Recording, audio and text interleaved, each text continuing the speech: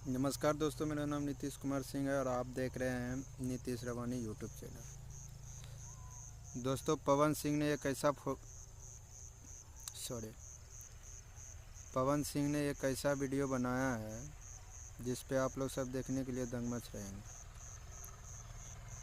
और बहुत कुछ है ऐसा जो आप लोग सबको है। अभी उनका पैन इंडिया फिल्म आ रहा है, हर हर गंगे। हिंदी, तमिल, तेलुगु, कन्नड़ा, मलयालम, बहुत जगह 5-6 भाषाओं में फिल्म रिलीज़ होगा।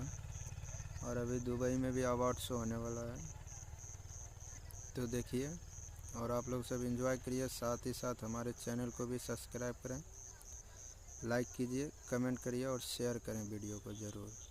और खेसारी लाल यादव का भी कल वीडियो आने वाला है। फरिश्ता मूवी अभी हाउसफुल चल रहा है। तो जय हिंद, जय भारत, जय बिहार। प्लीज़ भाई लोग सब सब्सक्राइब ज़रूर करना। धन्यवाद, नमस्कार, लव यू मेरे दोस्त।